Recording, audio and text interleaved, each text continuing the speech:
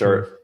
I think we got to start with this tweet, though. I think this is the one tweet that I saw it and I was just like, it basically for me encapsulates the spirit and just the future trajectory and like the goodness that can come from this change, this wave of change coming. So, shall we read the whole thing? Let's go for it, Zenith. You got the best voice, I think. All right, I'll give it a shot. My voice is we have the coffee in me, so we should be good. All right, real Donald Trump. Awesome, Mr. President. SEC, FBI, DOJ, etc. Your president just ordered you to stop the persecution, so you should. He just signed an executive order to protect and promote our ability to develop and deploy code, mine and validate, transact, know our keys without persecution. I feel like this order was written to directly benefit me and my people. I pray those that have been doing the persecuting feel the same way so the benefits are realized. I'm a leader in this crucial industry. The digital asset industry plays a crucial role in innovation and economic development in the United States, as well as our nation's international leadership. I'm a hero of promoting the development and deployment of software, promoting participation in mining and validating, promoting transaction on blockchain software. No one promotes knowing your keys, which some call self-custody, more than I. No one's projects emphasize running your own code on your own computer with no middleman more than mine. It would be great to drop a note to the various persecuted people that the status of your investigation or case has changed, so they can enjoy the relief the president issued an executive order to create. He also banned CBDCs, central bank digital currencies, in the USA and wants to protect and promote fair and open access to banking for law-abiding people and projects. Sweet. I'm not a lawyer. I'm guessing what this means. If the people doing the persecuting didn't think they were persecuting, which is a different word than prosecuting, then someone is going to have to force them to understand that what they're doing is persecution and make them stop. Or they'll probably feel their actions aren't affected by this order. Who might one contact to ask the persecution to stop? The president obviously knows that persecution is happening. It's possible some of you doing the persecuting are actually reading this very post. Your president ordered you to stop the persecution, so you must. Your president understands the importance of what I'm doing, and since you understand it now too, you'll feel great to let us free to make the world a better place. So much in there to unpack. Where do you guys want to start? I mean, I feel like this is pivotal. This is... Well, I think the answer is we have to start with the executive order itself. So the top left one, I think, is the most important screenshot.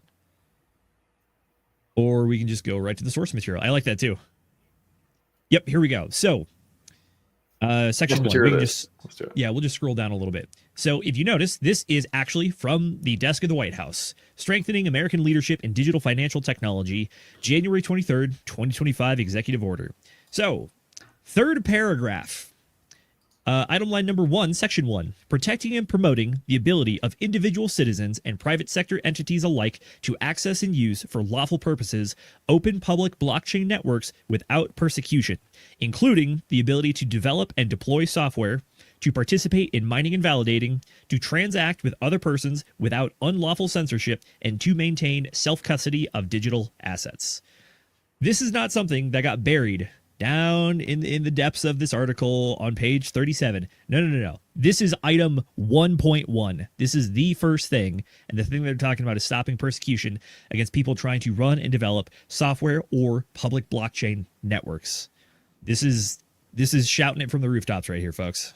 Let's go up even one more paragraph to the purpose and policies thing right there. If you look at it, it says digital assets play a crucial role in the economic development of the United States. Think about the change from the last administration where the SEC went in to every court, pretty much everywhere, and told them, hey, this is, crypto's nothing. It's a blip. It's a blip on the radar. It has no economic significance. You can't invoke the major question doctrine because it's not, it has no significant portion of the economy. And now you have the president saying, whoa, this is going to be huge to America's economic development. Think about the sea change in that one line. My God. Absolutely. I think the famous Gary Gensler line that he always liked to throw out was that crypto is full of hucksters, fraudsters, and scammers. That is a notable different change than what we're reading right here, which is that this is talk about turning this into a massive industry and a massive power in the world, on the world stage, for interacting within countries and just for citizens to have their own freedoms. Yeah, he's seeing we have a completely different vision from the top now. It is entirely different. The future of this industry, I think, is now guaranteed to be a part of the American economy. And, could we really ask for anything better than this executive order? Seriously. It's pretty killer. Max, do you mind pulling up that comment real quick again? Yeah, from Crypto 7 Watches, Trump's support of crypto is stronger than I dare dream. I would happen to agree with you on this sentiment. Everything we've seen in this first week has been a complete backing of not just Bitcoiners, but overall DeFi and crypto in general. Whether it's all this stuff, appointing David Sachs and Paul Atkins, setting up the new advisory council, or even Congress itself looking to create the new subcommittee for digital assets. A lot of this stuff was not just false promises or empty words on a presidential free Ross, the campaign, and the Ross Ulbricht. Oh my gosh, yeah, it took him 3 days. He's followed through on so many things so quickly, and they're meaningful, and some of them are not quite as meaningful, but he did it just to keep his word, like the Ross Ulbricht pardon.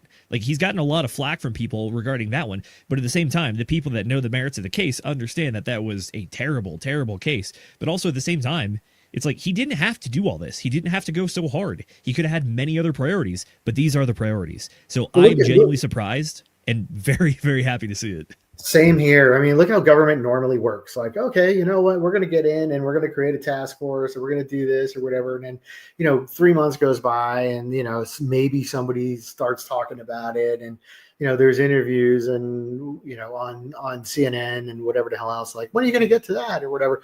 Oh, don't worry. We're working on it now. It's in a subcommittee, or it's in some, basement in the White House or something like that. No, this is, not only do we have in this order, we have, here's your friggin' task force, by name, make it happen.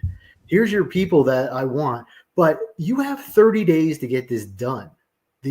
When the hell, outside of a national emergency, have we ever seen the government do anything? We can't even get aid or housing to North Carolina in 30 days. And now we're talking about, like, listen, every single regulation, opinion, directive, guidance, like policy, whatever like that, I want to know all of them that impact crypto in 30 days, or you don't get a seat at the table. Because by 60 days, you're going to have to tell me what you want to do with them and how we want to implement this stuff into a national policy and legislation on it. He's not messing around. This is as fast as you've ever seen a government move. Like, I don't even think we went to war. Like, we go to war this fast. So entirely true. This is an aggressive timeline, but it's just, personally, it feels so refreshing to see, as someone that's done some government work in the past, this level of aggression and being like, hey, we're doing this, get on board or get left behind. Ooh, yep. Mwah. Chef's kiss, baby. I do love that. Oh yeah, here's my favorite part. This section 4, the establishment of the president's working group. As you can see, Secretary of Treasurer, Attorney General, Secretary of Commerce, blah blah blah, all these other people. And I don't know if you Zenith and I were just talking about this in the green room, but, like, who's left out of this thing? The FDIC. The FDIC, who was hiding crypto pause letters and the Coinbase lawsuit, that they had to, eventually cough up or whatever. The FDIC, put out notices that they were, about banks engaging in crypto related activities. They're not even here. They weren't invited to this party. Think about how significant, this is. My God, and that had to have been done intentionally. That this wasn't done by accident. So, is there any speculation why they would leave off the FDIC? Is there something bullish in that? Because all they've done is enforce Biden's policies without putting out any legitimate guidance. Maybe that's my random speculation. They have nothing significant to offer this working group.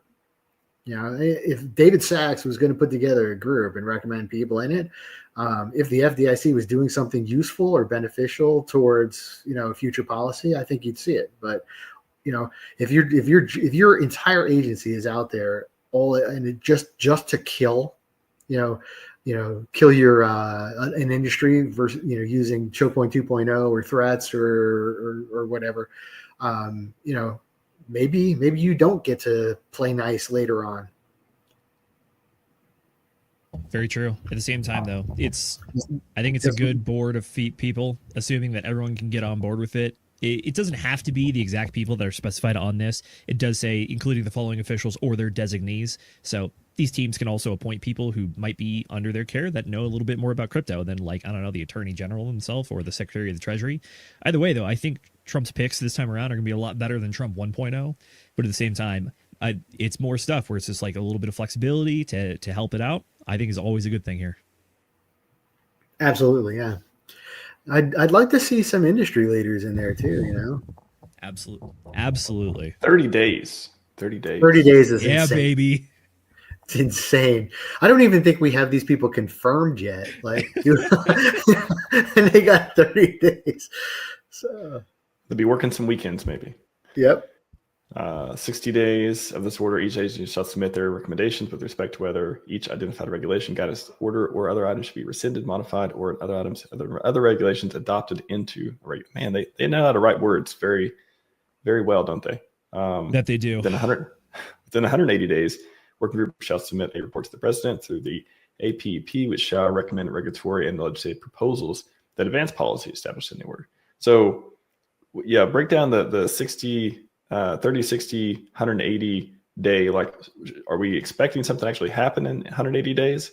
Is this kind of like the race and then we get there and then new laws in 180 days? I think, like, the way that it reads to me is, you know, you identify you identify everything that you have that you want to see incorporated into legislation or future regulation. Within 60 days, you have to basically make some sort of recommendation as to whether or not it's useful, it fits with the new policy, it has any possibility of continuing on as, you know, an actual regulation or legislation. And then, you know, I think they're looking to present this in some sort of committee by, you know, in draft legislation form by, you know, 180 days out. I mean, my God, like, let's get it done. Think aggressive. About how much security that would bring to builders. How much, you know, that's all anybody's ever wanted is we want to know what the rules are so we can play by them.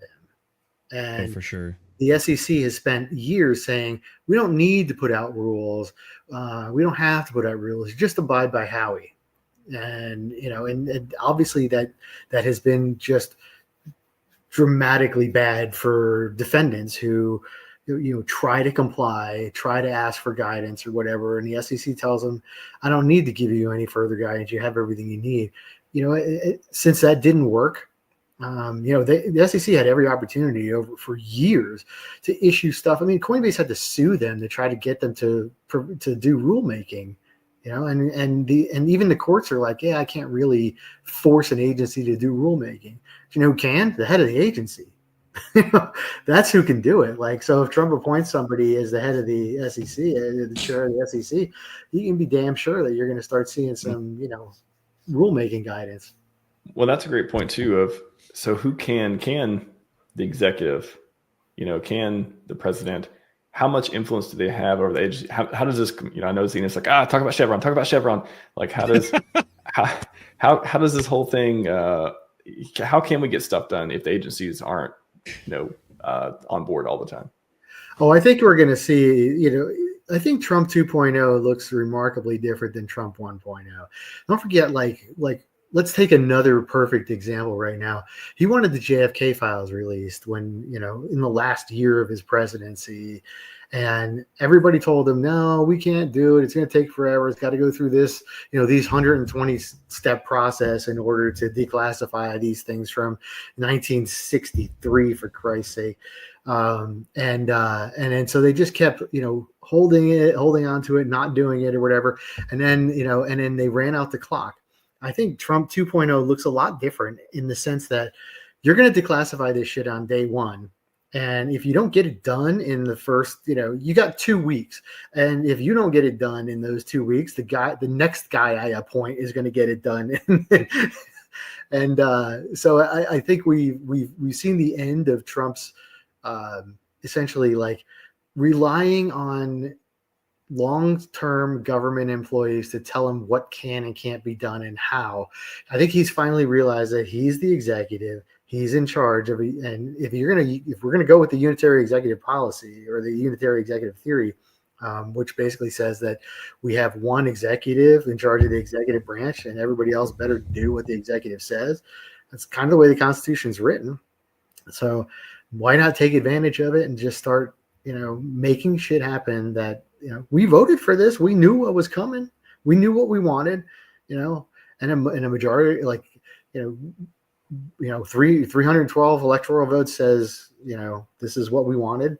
So I think he's okay, doing this for now. If he he's going to run into some issues with, when people sue him, when courts stop him from doing one thing or another. But I think he's on pretty solid footing with a lot of the stuff that he's already issued. I would completely agree. I also believe in the idea that the legislative branch makes laws, the executive branch executes the laws. Therefore, the head of that branch dictates how they are to be executed. And pretty much, as all military officers know, your commission, you serve at the leisure of the president. And I believe that the theory that a lot of the federal employees also serve at the leisure of the president as well, I think that's a very strong theory as well. In regards to the declassification stuff, the JFK story, as far as I heard it, is fantastic. Like day 1 or 2, gets it done, holds onto the pen, says, "Go give this to Bobby." That's kind of cool. Yeah, I like that. I mean, who else deserves to know more than him, right? Oh, absolutely. But the crux of the issue here is, does the president have the ability to run the administrative agencies as he sees fit? Or is it up to the people that are in place? I personally think, like I just said, that it is they serve at the leisure of the president. Therefore, they take direction. You take directions from your boss. Your boss is telling you to do something. You should probably do that. You want to let's explore that, right? I mean, just as a matter of practicality. Did I lose you guys? Nope, still good. Okay. Let's explore that just as a matter of practicality, right? Hi, I'm the executive, and I tell the head of an executive branch agency to do something, and the head of the agency says, "Yeah, we don't feel like doing that." Like, are you talking, Zenith? Because I don't have you at all. I'm not talking. Nope. Oh, okay. Nuclear.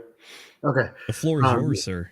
No, it looked like you were mouthing words that I couldn't hear, so I just wanted to be sure. Stop doing that, Zenith.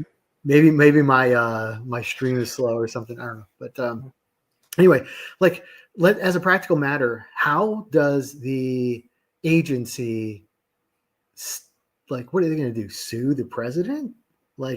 Is the president going to authorize the attorney general's office to defend his actions against his own agency? Do you want to see a constitutional crisis? There we go. That's it right there. That's how you get one. Yep, that's it, right? So either the unitary executive theory prevails, or we have some weird kind of fourth, unelected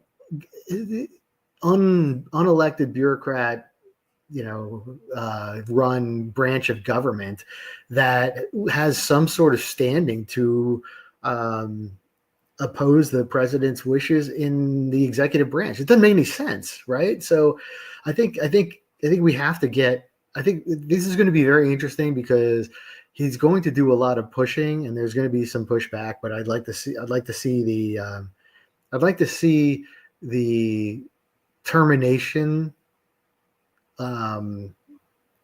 The terminations used to enforce policy. If I think a lot of federal employees have gotten way too comfortable saying, I don't want to do that. President said, we'll just wait out the president. There'll be a new one in 4 years. I don't have to do what he says.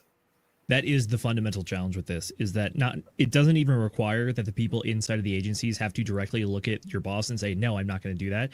They just say, yeah, sure, I'll get to it. And they just never do. Because again, it's a vicious cycle, but I think we do still, what is the saying, that democracy is the worst political system except for all the rest. I think the best worst system. There you go. Yeah.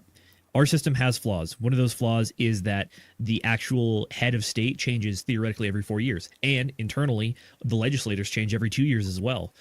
And at that point, what you get to is this weird cycle where it's like, the reason we say that you got 100 days as president to get things done, especially if you have Congress and Senate on your side, is that 2 years from now, people are going to be rerunning for their positions, and probably a year before that they're going to start campaigning, which means that you really have 1 year of good legislative session inside of it, and that's the time where you got to get stuff done. So if you're inside of a federal agency and you don't want to do something, think you could sandbag for about 1 calendar year? I mean, considering that it's very, very difficult to get fired from a government position, yeah, there's a good chance you could probably sandbag for a full calendar year. Does that sound silly and ridiculous? Yes, absolutely.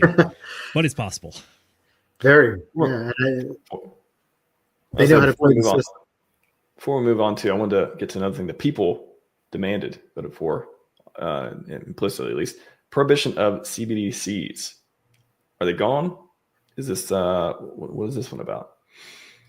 I think that issue for right now. Let's, can you scroll up a little bit? It's section 1, number 5.